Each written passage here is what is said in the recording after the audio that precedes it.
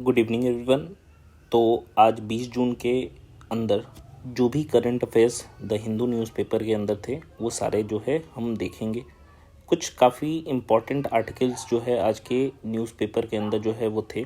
सबसे पहला अगर हम देखें तो पहला जो है वो है चाइना का टाइज या चाइना का जो रिलेशनशिप है तिब्बत के साथ, इसके बारे में हमें देखना है। अच्छा, ये न्यूज़ में क्यों है? क्योंकि रिसेंटली जो यूएस के रिप्रेजेंटेटिव है उन्होंने एक तरीके से भेंट की है दलाई लामा से, जो कि अभी प्रेजेंट में अगर हम देखें तो 14th दलाई लामा जो है वो हैं हिमाचल प्रदेश के अंदर जो है वो रह रहे हैं कांगड़ा डिस्ट्रिक्ट में। ठीक है, तो यूएस के जो रिप्रेजेंटेटिव है उन्होंने एक तरीके से उनको आश्वस्त किया है कि भाई अभी जो सक्सेशन होने वाला है दलाई लामा का उसमें चाइना का इंटरफेरेंस पे यूएस की जो है वो नज़र रहेगी। ठीक है, दूसरा है नॉर्थ इंडिया के अंदर जो है हमको पेज नंबर 6 के अंदर जो है हीट वेव्स के बारे में जो है वो बताया गया है। और हम देख भी रहे हैं कि नॉर्दर्न जो पार्ट है इंडिया का वहाँ पे काफ़ी ज़्यादा जो है भीषण अभी गर्मी पड़ रही है। ठीक है, नेक्स्ट पेज नंबर 6 और 7 में दो आर्टिकल है एंड दोनों में मेन जो टॉपिक है वो है वर्ल्ड रिफ्यूजी डे के बारे में, जो कि हमारे GS2 का टॉपिक भी है। तो वर्ल्ड रिफ्यूजी डे को हम लोग देखेंगे कि क्या है और क्यों मनाया जा रहा है और उसके अंदर क्या क्या चीज़ें हैं। ठीक है, और क्लाइमेट के चेंज होने की वजह से कंटिन्यूसली जो हिंदू कुश हिमालयाज रीजन है वहाँ पे हमको स्नो के पैटर्न में फ्लक्चुएशंस भी देखने को मिल रहे हैं। फिर एक न्यूज़ है इंडिया और यूएस का पार्टनरशिप, हमको वो देखना है। पेज नंबर 10 पे जो है वो दिया हुआ है। एक हमारे डिजीज से रिलेटेड है, वो है सिकल सेल एनीमिया। कल ही क्या है प्राइम मिनिस्टर नरेंद्र मोदी ने क्या है कि नालंदा यूनिवर्सिटी जो है उसको एक तरीके से फिर से बनाया गया है बिहार के अंदर, उसी का इनॉग्रेशन जो है उन्होंने किया है। तो कुछ फैक्ट्स जो है नालंदा यूनिवर्सिटी से रिलेटेड वो हम देखेंगे। फिर एक पॉवर्टी लाइन के बारे में है कि ग्लोबल पॉवर्टी लाइन जो है वो क्या है, इंडिया का क्या है, कौन कौन सा चीज़ जो है हम लोग कंसीडर करते हैं पॉवर्टी लाइन के अंदर। कल ही क्या है कि रशिया और नॉर्थ कोरिया डिफेंस पैक्ट जो है, रशिया और नॉर्थ कोरिया के बीच जो है वो एक तरीके का पैक्ट जो है वो साइन हुआ है। उसके अंदर हम लोग देखेंगे कि क्या क्या जो की पॉइंट्स है वो उसमें मेंशन्ड है। फिर एक टेक्नोलॉजी है गूगल का अल्फा फोल्ड 3, जो कि प्रोटीन के स्ट्रक्चर से रिलेटेड है, उसको हमको देखना है। प्लेसेस इन न्यूज़ में अगर हम देखें तो एक वाइल्ड लाइफ सेंचुरी है जिसको हम पोबी तोरा वाइल्ड लाइफ सेंचुरी कहते हैं, जो कि असम के अंदर जो है स्थित है। तो देखते हैं हम पहला न्यूज़ जो है वो है हमारा कि सबसे पहला क्या है कि हम देख रहे हैं जैसे अभी 14th जो दलाई लामा प्रेजेंट में है वो है तेंजिन ग्यात्सो।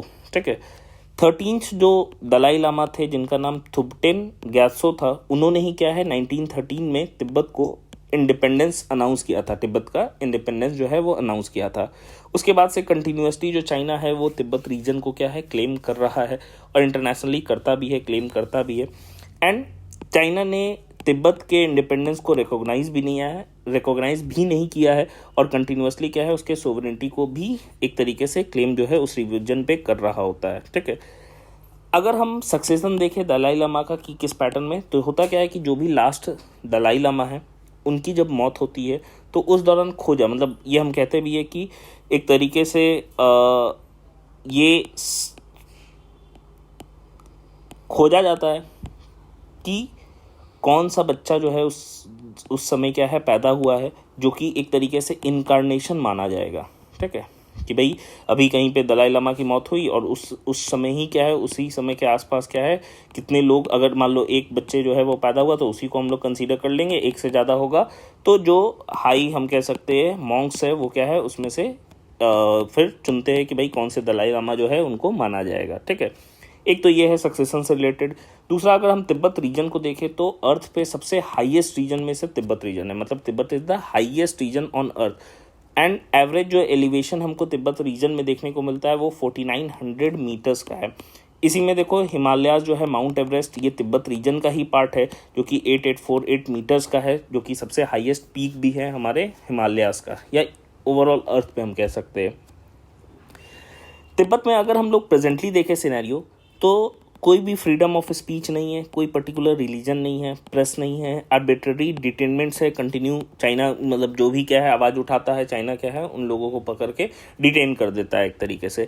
तो ये न्यूज़ काफ़ी इंपॉर्टेंट है, मतलब बस इसमें हमको देखना है तिब्बत रीजन से ही रिलेटेड है कि भाई चाइना का जो है वो कंटिन्यूअस इंटरफेरेंस हमें देखने को मिल रहा है तिब्बत रीजन के अंदर।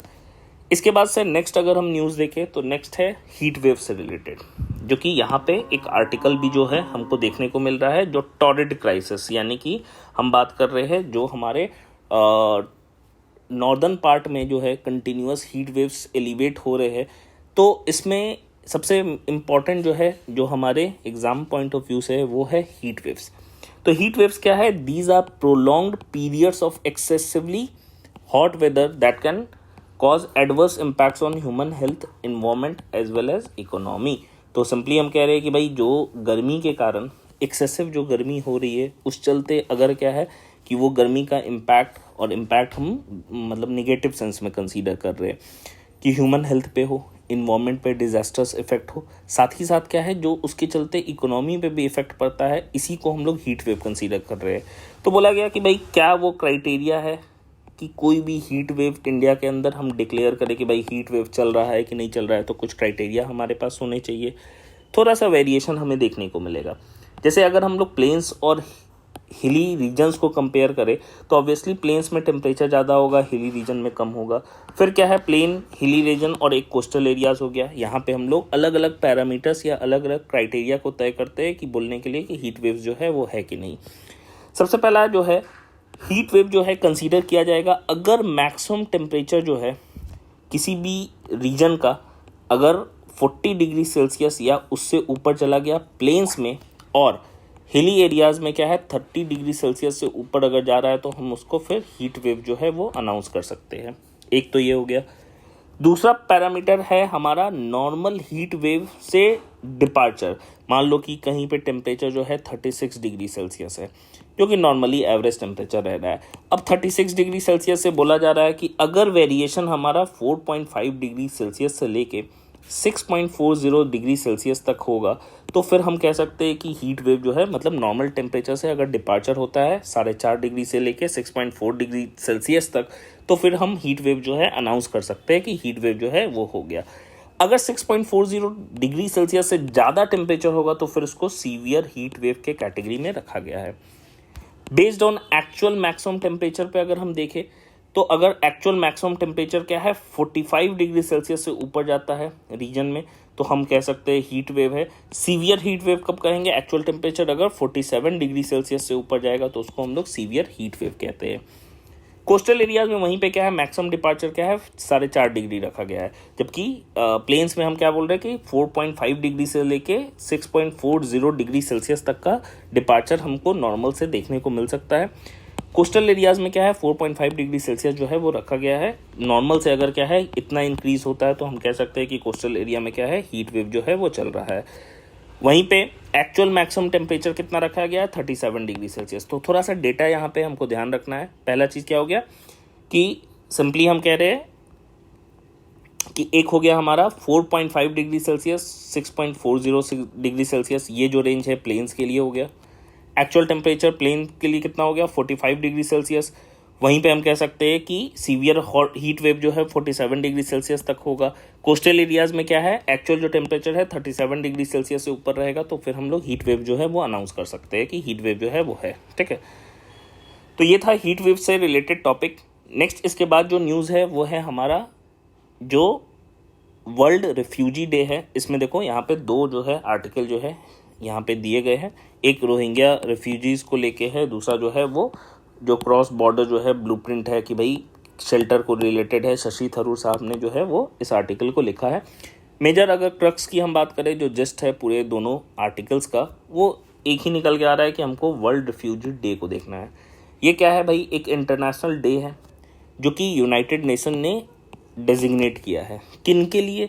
कि जो भी इतने सालों में जो रिफ्यूजी जो है वो हुए हैं कि उनको अपने घर से क्या है भागना पड़ा, कि कहीं पे परसिक्यूशन हो रहा है, कहीं पे क्या है कि हम कह सकते हैं कि कोई कॉन्फ्लिक्ट हो रहा है, तो उससे उनको अपने घर से क्या है भागना पड़ा एक दूसरे सेफर एनवायरनमेंट के तलाश में, तो उनको हम लोग रिफ्यूजी जो है कंसीडर करते हैं। एंड उन्हीं को ऑनर करने के लिए, क्योंकि उस समय का सिनेरियो कहीं मान लो कि कोई घर से अपने जा रहा है, तो असल में क्या है कि हम नहीं कह सकते कि हर इंसान जो बॉर्डर पे लड़ रहा है या आर्मी में है वही क्या है सोल्जर है या वही ब्रेव है। जो घर से क्या है उस कठिन परिस्थिति में निकल के बाहर आ रहा है और अपने फैमिली को देख रेख करते हुए क्या है एक सेफेस्ट डेस्टिनेशन तक पहुंच रहा है, वो भी काफ़ी ज़्यादा ब्रेव है। तो उनको ऑनर करने के लिए वर्ल्ड रिफ्यूजी डे जो है वो यूनाइटेड नेशंस के द्वारा क्या है डेजिग्नेट किया गया। हर साल जो है 20 जून को सेलिब्रेट किया जाता है।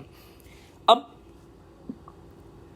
एक रिफ्यूजी हम लोग कहते किसको है सिंपली, तो यूनाइटेड नेशन का क्या है 1951 में रिफ्यूजी कन्वेंशन है। इसके आधार पे कोई भी जो कि अपने घर से क्या है वहाँ से भागा हो या भाग के आया हो किसी कंट्री के अंदर, एंड मेन जो भागने का कारण क्या था कि उसको डर है कि उसको क्या है उसको मार दिया जाएगा on the basis of his race, religion, nationality, membership in a particular social group और पॉलिटिकल ओपिनियन। इन किसी भी कारणों के वजह से क्या है कि अगर किसी भी इंसान को, चाहे वो मेल हो या फीमेल हो, अगर वो उसको अपने ओरिजिनल होम से भागना पड़े तो उसको यूनाइटेड नेशंस के 1951 रिफ्यूजी कन्वेंशन के आधार पे उसको रिफ्यूजी जो है हम लोग कंसीडर कर सकते हैं। अब ये 1951 रिफ्यूजी कन्वेंशन है क्या, और इसके बाद से 1967 का इसका प्रोटोकॉल भी इससे रिलेटेड है। तो कुछ क्या है राइट्स जो है वो दिए गए हैं रिफ्यूजी को लेके इस कन्वेंशन के द्वारा। सबसे पहला क्या है कि अगर कोई रिफ्यूजी जो है किसी कंट्री के अंदर जा रहा है शेल्टर मांगने, तो वो कंट्री अगर वो क्या है सिग्नेटरी होगा इस कन्वेंशन का, तो वो उसको रिफ्यूज नहीं कर सकता है या भगा नहीं सकता है, ठीक है। दूसरा हम कह सकते हैं कि उसको कभी भी क्या है कि कोई रिफ्यूजी आ रहा है तो क्योंकि वो एक तरीके से मान लो आ भी गया कि वो फेंस के नीचे से भी आ गया, तो हम उसको एक इलीगल माइग्रेंट के रूप में क्या है ट्रीट नहीं कर सकते कि भाई वो जो है स्टेट के अंदर हमारे कंट्री के अंदर क्या है ज़बरदस्ती घुस गया है कि उसको इलीगल पनिश किया जाए, तो उसको पनिशमेंट बिल्कुल नहीं होगा। फिर अगर वो देश के अंदर आ गया है रिफ्यूजी बन के, तो उस स्टेट की जवाबदेही होगी कि उसको राइट टू वर्क मिले, राइट टू हाउसिंग हो, एजुकेशन हो, पब्लिक रिलीफ एंड असिस्टेंस हो, फ्रीडम ऑफ रिलीजन हो कि भाई मान लो कि वो एक ऐसे कंट्री के अंदर आया है जहाँ पे उसके रिलीजन के लोग नहीं है, तो वो ऐसा नहीं है कि वो अपने रिलीजन को प्रोफेस नहीं कर सकता, वो बिल्कुल उनको फ्रीडम ऑफ रिलीजन जो है वो होगा। फ्रीडम और right to access of courts है वो भी होगा। Right to freedom of movement within the territory, वो आराम से मूव कर सकता है टेरिटरी के अंदर। Right to be issued identity and travel documents, अब इस स्टेट की जवाबदेही होगी कि भाई इसको ये पूरे स्टेट में कहीं पे भी क्या है मूव कर सकता है, एंड अगर वो बाहर भी जा रहा है तो ये स्टेट उसको रेफर करेगा कि हाँ भाई ये मेरा रिफ्यूजी है एंड इसको हम लोग क्या है इसको हम लोग बाहर भेज रहे हैं, ठीक है।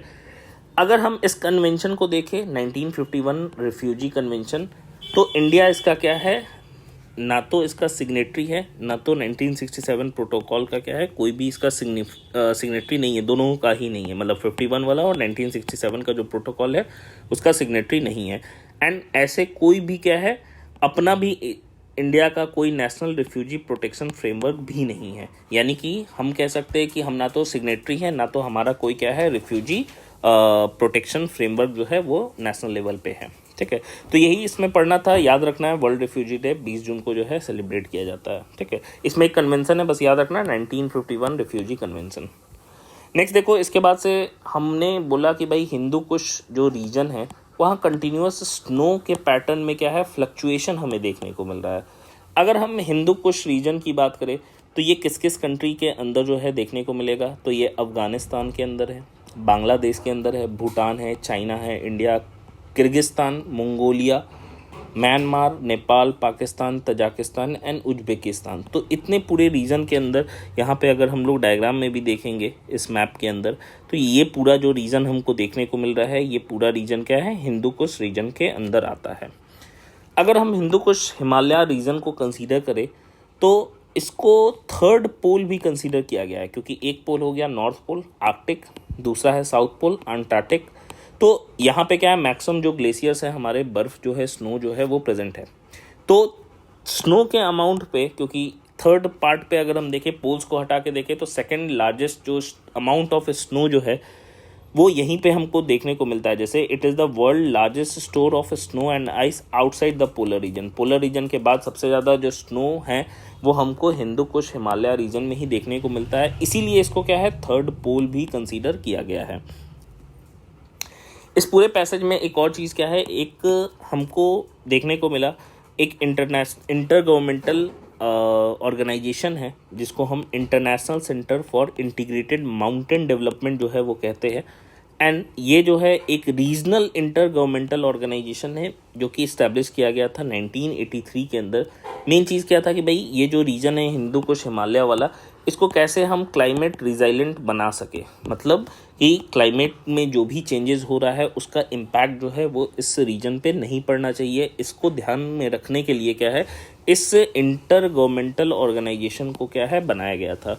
इसके अगर हम रीजनल मेंबर्स को देखें तो एक है Afghanistan, Bangladesh, Bhutan, China, India, Myanmar, Nepal और पाकिस्तान। ठीक है, तो इसके अंदर हमको इतना ही पढ़ना है। नेक्स्ट देखो, नेक्स्ट जो न्यूज़ है वो ये है कि इंडिया और यूएस जो है वो एक तरीके से पार्टनरशिप जो है उस पर डील हुआ है क्रिटिकल मिनरल्स को लेके। अब यहाँ पे अगर हम देखें तो एक इंडिया और यूएस के बीच में क्या है, आईसीईटी हम कहते हैं। आईसीईटी है क्या, ये है initiative for critical and emerging technology, जो कि एक डील हुआ है इंडिया और यूएस के बीच में मई 2022 के अंदर। ठीक है, ऑफिशियली इसको लॉन्च किया गया था जनवरी 2023 के अंदर। एंड ये जो नेशनल सिक्योरिटी काउंसिल है दोनों कंट्रीज़ का, वो इसको रन करती हैं। कुछ फोकस एरिया को रखा गया है इस इनिशिएटिव के अंदर। सबसे पहला क्या है, देखो, एक है एआई रिसर्च को लेके, दूसरा हम कह सकते हैं जो डिफेंस इंडस्ट्रियल कोऑपरेशन है और डिफेंस टेक्नोलॉजिकल कोऑपरेशन है एंड डिफेंस स्टार्टअप्स है उसको लेके। तो आप देखो कि दोनों कंट्री जो है रिसेंटली हम देखने को भी हमको मिलता है न्यूज़ के अंदर कि दोनों कंट्री जो है काफ़ी डिफेंस जो है पैक्ट जो है डील जो है वो कर रही हैं कि भाई कैसे डेवलप कर सके। इंडिया के भी अंदर क्या है, यूएस की टेक्नोलॉजी जो है उसके थ्रू हम कैसे अपने जो आर्म्स है, एम्यूनिशन है, उसको डेवलप कर सके, मिसाइल टेक्नोलॉजी, ये सारी चीज़ें रिलेटेड है। इनोवेशन इकोसिस्टम की कैसे जो है इकोसिस्टम जो है हम एक इनोवेटिव इकोसिस्टम्स का फॉर्मेशन कर सके, क्योंकि कहीं पे भी क्या है, मान लो एक फैक्ट्री लगती है तो पूरा का पूरा इकोसिस्टम डेवलप होता है। ऐसा नहीं है कि उस फैक्ट्री के अंदर क्या है जो एम्प्लॉयड है बस वही क्या है बेनिफिटेड होंगे, अगल बगल क्या है उससे लगभग सैकड़ों इंडस्ट्री जो है अलग अलग हम कह सकते हैं उसके थ्रू क्या है रन करती है। तो एक पूरा का पूरा इकोसिस्टम जो है वो कैसे डेवलप हो सके, इस पे जो है वो काम। अब यहाँ पे इंपॉर्टेंट है, देखो ये जो क्रिटिकल मिनरल्स है मेनली इंपॉर्टेंट है सेमीकंडक्टर इकोसिस्टम के लिए। ठीक है, और सेमीकंडक्टर से हम कह सकते हैं कि हमारा सेमीकंडक्टर का यूज़ किस किस चीज़ों में, तो हमारा पूरा का पूरा जो इलेक्ट्रॉनिक्स है प्लस बैटरीज है, इनमें हम कह सकते हैं जो क्रिटिकल मिनरल्स है उनका यूज़ जो है वो होता है। तो उसके लिए जो है वो कैसे एक्सट्रैक्शन जो है वो किया जा सके उस चीज़ को लेके है। 5G और 6G टेक्नोलॉजीज़ को लेके है and adoption of open RAN network technology in India, कि कैसे जो है वो ये जो टेक्नोलॉजी जो है जो कम्युनिकेशन टेक्नोलॉजी में आता है, या हम कह सकते हैं कि जो नेटवर्क या टेलीकम्युनिकेशन के अंदर आता है उसको डेवलप करने के लिए। फिर है ह्यूमन स्पेस फ्लाइट को लेके कोऑपरेशन, मतलब हम बात कर रहे हैं नासा और इसरो के जॉइंट वेंचर्स की। ठीक है, ये जॉइंट प्रोग्राम्स की। तो इन एरियाज़ पे यूनाइटेड स्टेट्स और इंडिया के बीच क्या है अभी काफ़ी जोर शोर से हम कह सकते हैं काम हो रहा है। अब यहाँ पे अगर देखा जाए तो रिसेंटली क्या है, क्रिटिकल मिनरल्स की का लिस्ट जो है वो जारी हुआ है। टोटल नंबर याद रखना 30 होते हैं, 30। तो 30 क्रिटिकल मिनरल जो है वो है हमारे पास, जो कि हमारे लिस्ट के अंदर जो है। ये जो मिनरल्स है वो डील किस चीज़ से होता है, तो एक एक्ट है हमारे पास, mines and minerals development and regulation act, इसको MMDR एक्ट जो है वो कहते हैं, जिसको अमेंड किया गया था 2023 के अंदर। अब मेन चीज़ क्या किया गया था, देखो कि जो भी हमारे पास एलिमेंट्स थे, जैसे एक जो है 12 एटॉमिक मिनरल्स थे, इसमें से 6 को क्या है लिस्ट से बाहर किया गया था। ठीक है, ताकि इन 6 को क्या है यूज़ किया जा सके, नहीं तो एटॉमिक मिनरल्स पे क्या है सिर्फ और सिर्फ स्टेट का मोनोपोली रहेगा, कि कोई भी उसमें प्राइवेट प्लेयर जो है वो इन्वॉल्व नहीं रहेगा। तो अगर ये क्या है 12 का 12 इसमें रहता, तो ये जो एलिमेंट्स है इस पर एक्सप्लोरेशन कोई भी प्राइवेट क्या है कि हम कह सकते हैं कि कोई भी प्राइवेट जो है फर्म या कोई भी प्राइवेट जो है इंडस्ट्री जो है वो काम नहीं कर सकती है। तो अगर हम देखें तो मोदी गवर्नमेंट ज़्यादा से ज़्यादा प्राइवेटाइजेशन जो है उस पर फोकस करती है, क्योंकि प्राइवेटाइजेशन में क्या है फंड जो है वो शेयर हो रहा है एक तरीके से, कुछ गवर्नमेंट भी दे रही है, कुछ क्या है जो प्राइवेट इंडिविजुअल जो इन्वॉल्व है वो भी दे रहे हैं। तो इसीलिए क्या है कि 12 एटॉमिक मिनरल्स को इसको अमेंड किया गया था, इसीलिए किया गया था 2023 में, कि ताकि ये 12 जो एटॉमिक मिनरल्स है उसमें से 6 लिस्ट से बाहर किया जाए, जिसपे क्या है प्राइवेट प्लेयर भी उसमें एक्सप्लोर जो है वो करे उनके एक्सकेवेशन या एक्सट्रैक्शन के अंदर। जैसे उन 6 मिनरल्स में कौन कौन से है, एक है lithium, beryllium, niobium, titanium, tantalum and zirconium. ये सारे एलिमेंट्स क्या है क्रिटिकल मिनरल्स के अंदर है, एंड इनको क्या है अमेंडमेंट करके क्या है एटॉमिक मिनरल के लिस्ट से क्या है बाहर किया गया था 6 को, ताकि इस पे क्या है प्राइवेट प्लेयर्स को भी क्या है इन्वॉल्व किया जा सके इनके एक्सप्लोरेशन के अंदर। तो ये भी काफ़ी इंपॉर्टेंट है इंडिया और यूएस के पार्टनरशिप, क्योंकि दोनों का फोकस क्या है कि सेमीकंडक्टर पे जो डिपेंडेंस देखने को मिला था कोविड के समय, क्योंकि दोनों क्या है बाहर की कंट्री से इंपोर्ट करते हैं सेमीकंडक्टर, तो इन्होंने फैसला लिया कि भाई हम जो है वो खुद ही बनाएंगे, खुद ही जो है इकोसिस्टम डेवलप करेंगे सेमीकंडक्टर का, कि हमारी जो डिपेंडेंस है दूसरी कंट्रीज़ पे, मेनली अगर हम देखें तो चाइना पे और ताइवान पे, तो वो ना रहे, खुद ही क्या है प्रोडक्शन जो है वो करे। तो इतना ही इस न्यूज़ के अंदर जो है हमको देखना था, इससे ज़्यादा इसमें नहीं है, ठीक है। इसके बाद अगर हम देखें देखो इसके बाद अगर हम देखें तो एक चीज़ है हमारे पास, नेक्स्ट है देखो India eyes breakthrough against sickle cell. अब देखो एक डिजीज़ है हम जो कि ह्यूमन बीइंग में हमको देखने को मिलता है, वो है सिकल सेल एनीमिया। ये एक क्वालिटेटिव डिफेक्ट है। जो हमारे हीमोग्लोबिन होते हैं उसमें 4 चेन्स होते हैं, जैसे 2 अल्फ़ा चेन होते हैं, 2 बीटा चेन होते हैं। तो जनरली देखा जाता है कि अगर ये चेन जो है ये एमिनो एसिड्स के प्रोटीन के चेन है, एमिनो एसिड जो है वो आरएनए बनाता है, आरएनए जो है वो क्या है डीएनए बनाता है। तो अगर देखा जाए तो कोई भी बेस पेयर में चेंज हो रहा है, जैसे देखने को मिलता है कि एक बेस पेयर क्या है चेंज हो जाता है, जिसके कारण हीमोग्लोबिन का स्ट्रक्चर क्या है एक तरीके से डिसरप्ट हो जाता है। तो ओवरऑल जो हमारा आरबीसी है जिसका शेप क्या है बाई कॉन्केव हमको देखने को मिलता है, वो शेप क्या है अल्टर हो जाता है, मतलब सर्कुलर टाइप का होता है, बाई कॉन्केव होता है, तो वो क्या हो जाता है अल्टर होके सिक्कल जैसा हो जाता है। तो ओवरऑल ऑक्सीजन जो कैरिंग कैपेसिटी है इन आरबीसी का वो कम हो जाता है, और ये आरबीसी क्या है कि जाके डिस्ट्रॉय हो जाते हैं स्प्लीन के अंदर, ठीक है। तो ओवरऑल एनीमिया भी हमको देखने, इसीलिए सिकल सेल एनीमिया कहते हैं, क्योंकि सिकल सेल आरबीसी हो गया और आरबीसी क्या हो गया, जैसे ही क्या हो जाता है हमारे बॉडी के अंदर, अगर नॉर्मल आरबीसी है तो ब्लड में रहेगा, अगर डैमेज हो जाएगा तो वो कहाँ जाके डिस्ट्रॉय हो जाएगा स्प्लीन के अंदर, इतना याद रखना।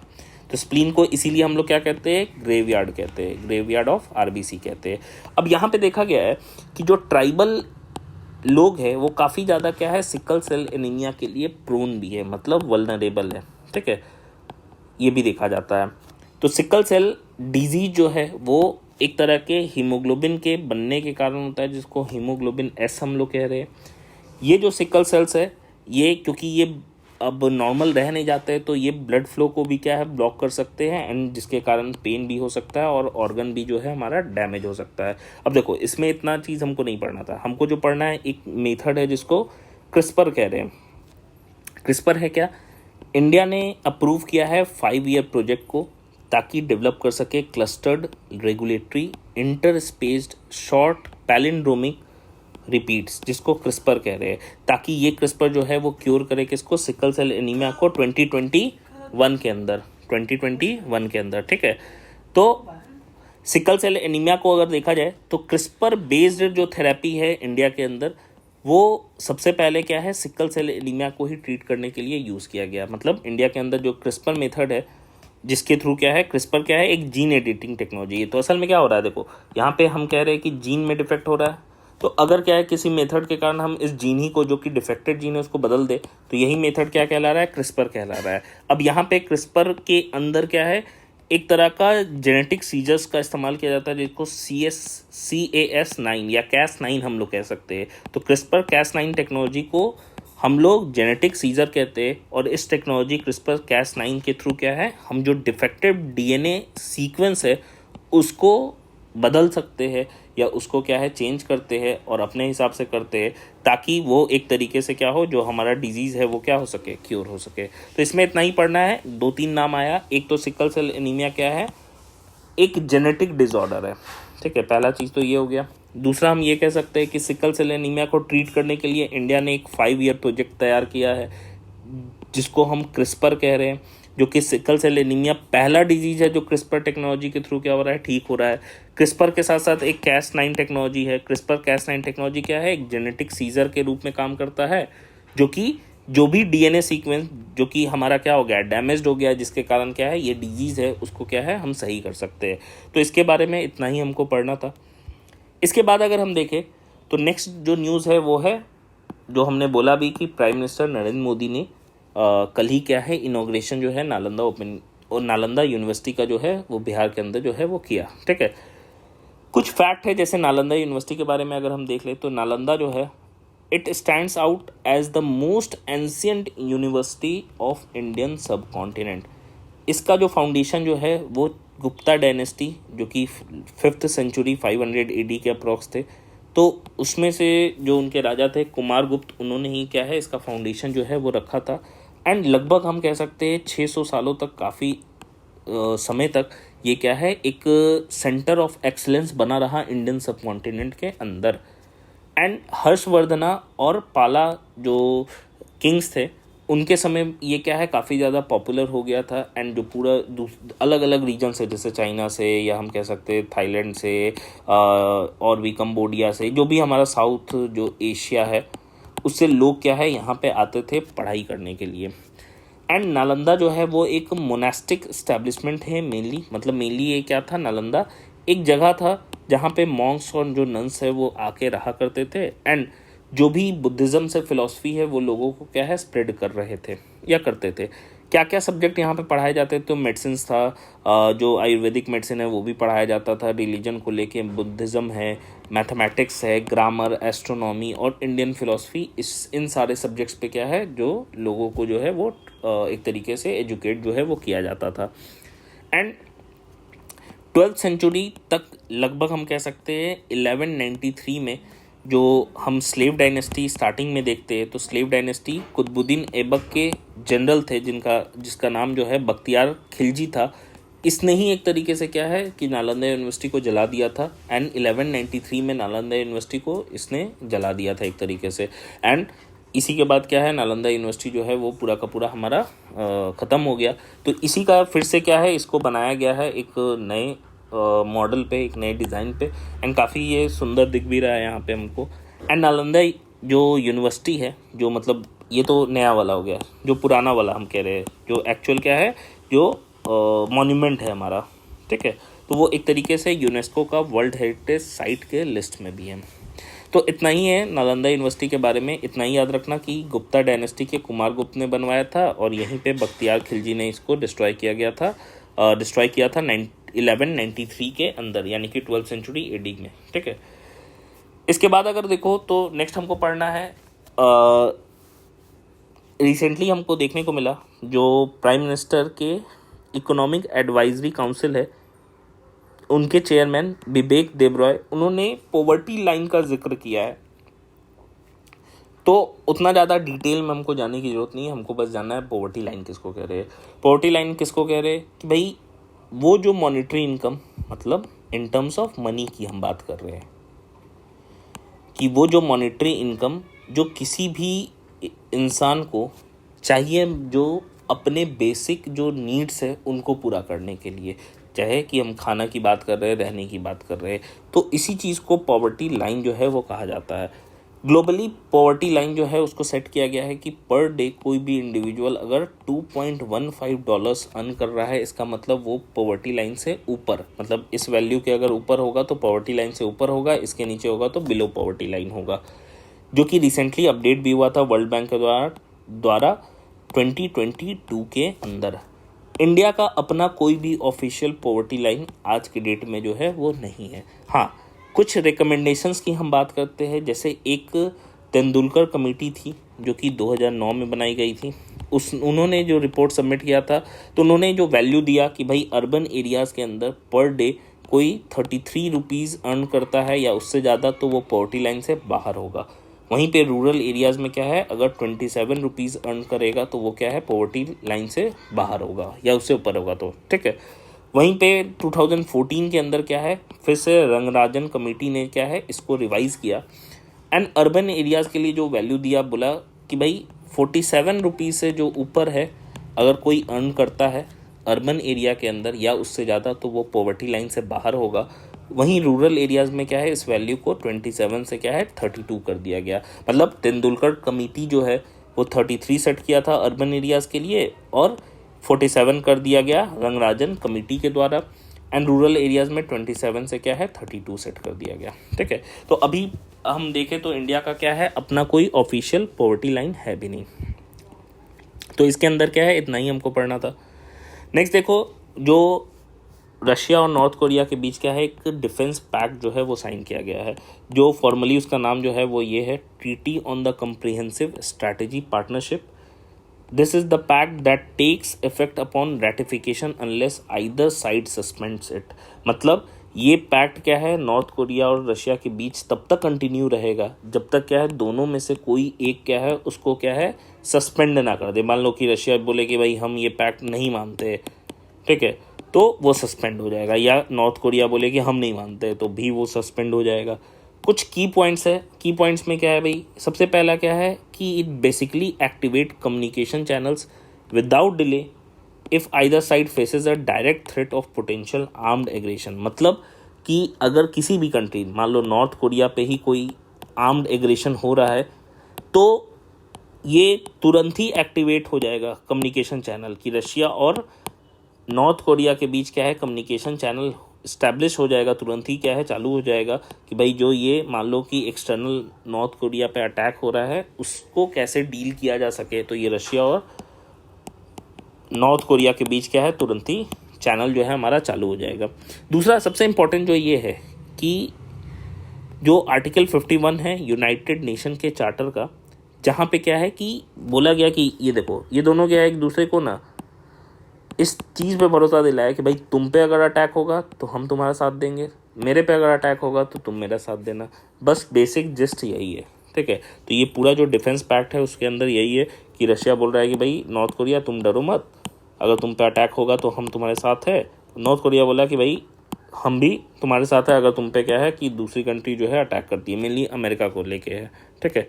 तो इतना ही इसके अंदर था, इस पैक्ट के अंदर, इससे ज़्यादा कुछ इसमें देखने की ज़रूरत नहीं है। नेक्स्ट देखो, एक सबसे इम्पोर्टेंट है कि हम प्रोटीन्स की बात करते हैं, तो प्रोटीन में जो एमिनो एसिड्स होते हैं, जैसे हम स्ट्रक्चर्स देखते हैं, अगर हम स्ट्रक्चर की बात करें तो हम प्रोटीन के प्राइमरी स्ट्रक्चर को देखते हैं, सेकेंडरी स्ट्रक्चर को देखते हैं, टर्शियरी होता है, क्वाटरनरी होता है। तो असल में क्या होता है कि एमिनो एसिड मान लो बनेगा तो वो किस पैटर्न में क्वाइल करेगा ये प्रेडिक्ट करना बड़ा मुश्किल होता है। ये देखा जाता है कि अच्छा ये बना, फिर ये क्या है क्वाइल करेगा तो ये अलग कंपोनेंट बना लेगा, या अलग हम कह सकते हैं स्ट्रक्चर बना लेगा। मतलब जैसा हम सोचे वैसा हो सकता है रिजल्ट ना मिले, और ऐसा होता भी है। मतलब मोस्ट ऑफ द केसेस में क्या है, लैब में जो प्रोटीन सिंथेसाइज किया जाता है और फाइनल वो कन्वर्ट होता है जिस प्रोडक्ट के रूप में, वो क्या है वो बहुत ज़्यादा फ्रूटफुल भी नहीं होता। मतलब जैसा सोच के डिज़ाइन किया जाता है, बनाया जाता है प्रोटीन, वैसा निकलता नहीं है। तो काफ़ी ज़्यादा प्रॉब्लम है कि बार बार टेस्ट करना कि भाई कौन सा प्रोटीन बन रहा है, एक्चुअल में रिजल्ट आ रहा है कि नहीं आ रहा है। तो मान लो कि हमने 100 तरह के क्या है प्रोटीन्स बनाए, और 100 में से क्या है कि 100 प्रोटीन में से मान लो एक ही प्रोटीन जो है वो फ़ायदेमंद होगा या रिजल्ट में कन्वर्ट होगा, बाकी 99 भी हमको बनाना होगा देखने के लिए कि भाई ये वाला काम कर रहा है कि नहीं कर रहा है। तो इसी में काफ़ी इंपॉर्टेंट रोल जो है आर्टिफिशियल इंटेलिजेंस का है।